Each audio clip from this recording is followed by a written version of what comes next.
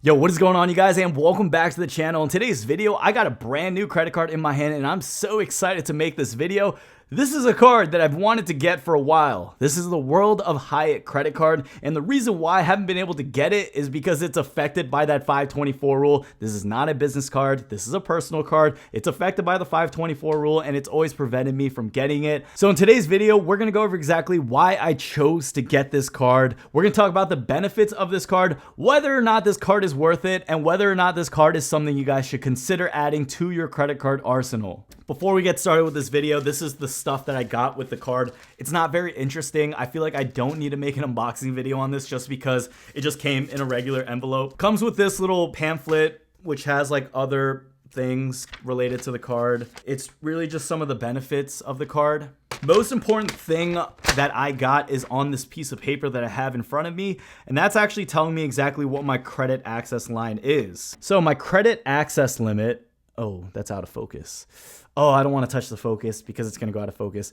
It's $11,000. I hope you guys can, I'll just zoom in on my thing. If I touch my manual lens and it puts me out of focus, I know people are going to get mad. So here's the credit limit. It's $11,000. I hope you guys can read that. I don't want to adjust my lens, but this card has a limit of $11,000, which is not so bad at all. Usually with my personal cards, that's how much I would expect to get with a card like the Chase Sapphire Reserve card or a more higher elite credit card. But I got that $11,000 limit on this Visa signature card, unlike the Visa Infinite cards, which offer a higher annual fee. It'd be nice if even if these beginner or like these basic tier cards that do have an annual fee came with a little bit of a better presentation. Like guys, I remember in the past when I was ordering a lot of things for my business, Chinese Amazon sellers would be able to ship some of their items in like the most beautiful packaging ever. It would be like a $10 item, but they would still put it in like the most luxurious looking packaging. Like Visa, Chase, like I know you guys have a lot of money. Like let's make the presentation just a little bit more nice and appealing. Stop putting it in this. Stop it. Anyone can do this. Chase, if you're ever watching this, you want to improve your sales, just improve the packaging, because what people will do is they'll make unboxing videos or they'll show their friends and family. If I got this card in like a very cool looking box, I can guarantee you I would have made a video on that and more people would have actually applied for this card. But it came in this stupid little...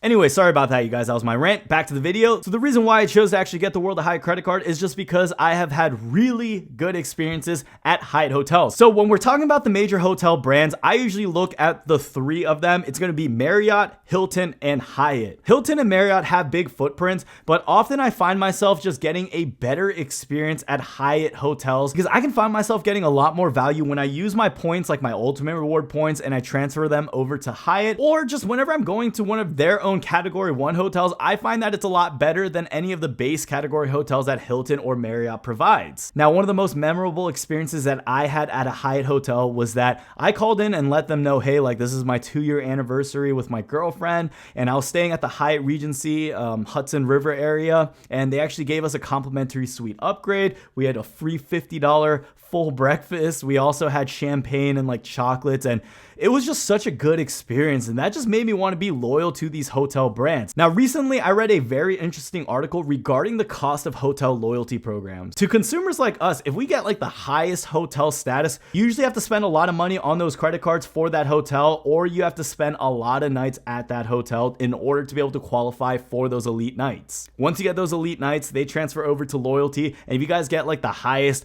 platinum elite presidential status at whatever hotel branch, usually they're going to give you those free suite upgrades, free breakfast, and things like that. But in the article I was reading, it was talking about how that doesn't cost the hotel much, and this is really just a way for us to stick with that hotel and to continue feeding them money. So a lot of us consumers have this mentality that hotel loyalty programs are giving us all the benefit in the world. The hotels aren't losing anything regardless of what status we have. We could have the most elite status, we could get the best suite upgrades for that entire week, but they're not losing anything. They're just not gaining as much as if someone paid full price for it. Now, with that little rant aside, I do believe getting hotel loyalty still is valuable to us consumers, even though it doesn't cost the hotels much or anything at all. Every time I stayed at a Hyatt, I've just had a really good experience. It's always been clean. I've loved the aesthetics, and I've just have not had a bad experience yet. Knock on wood.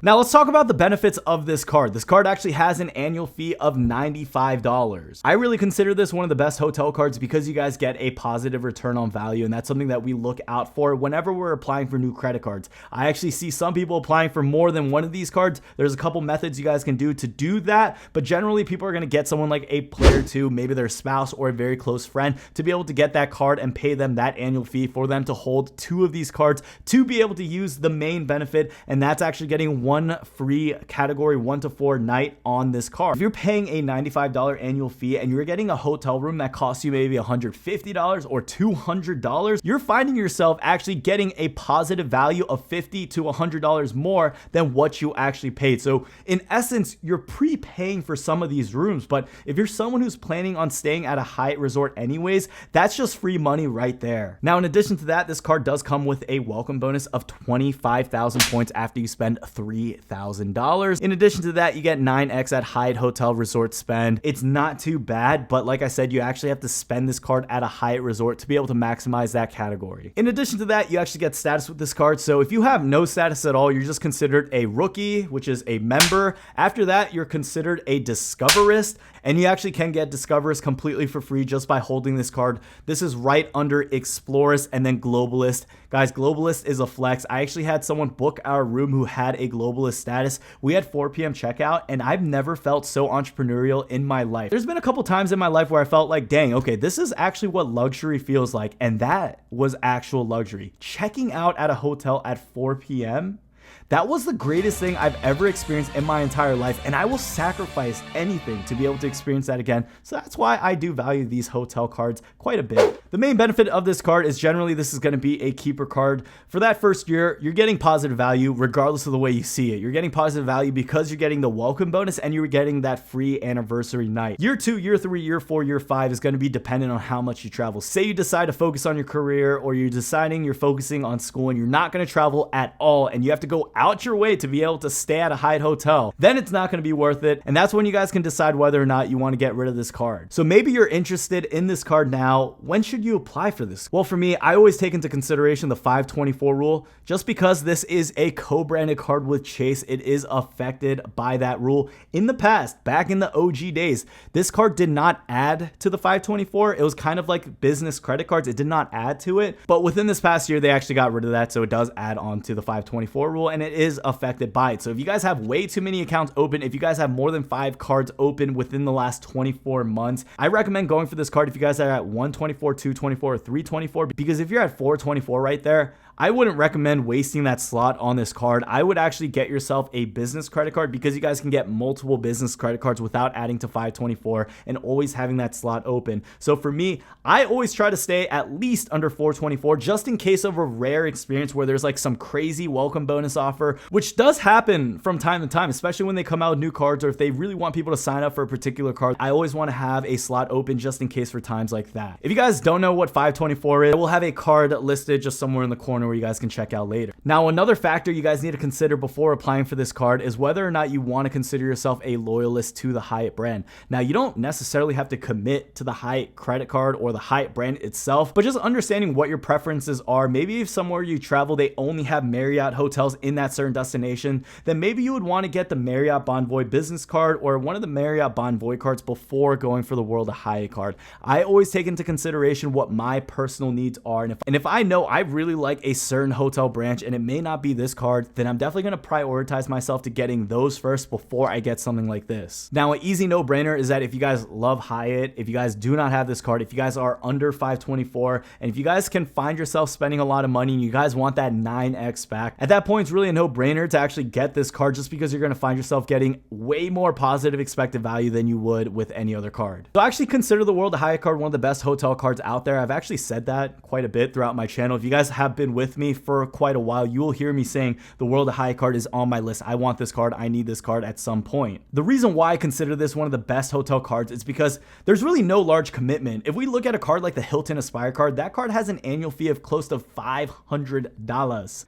Now guys, that is my review on the World of Hyatt card. I believe it is worth it, but I want to hear your guys' thoughts. Is the World of Hyatt card actually worth it? Do you guys think this card is something that you would consider getting in your wallet? Why or why not? And in addition to that, if you guys are interested at all in any hotel credit cards, I'll have a link down below that you guys can check out. It is an affiliate link that'll go to some of the best hotel credit cards out there. But I hope you guys enjoyed this video, and I hope I see you guys in the next one. Peace. Now, recently I read a very interesting article regarding the cost of hotel loyalty programs. To consumers like us, if we get like the highest hotel status, you often have to spend a lot of money, or you have to stay a lot of nights at that hotel resort, and you get this elite status that gives you even more benefits. That ruined that video. That ruined that clip. I gotta edit that, or I'll redo that. Don't eat Chipotle. Where's my Chipotle? Don't eat Chipotle before filming video.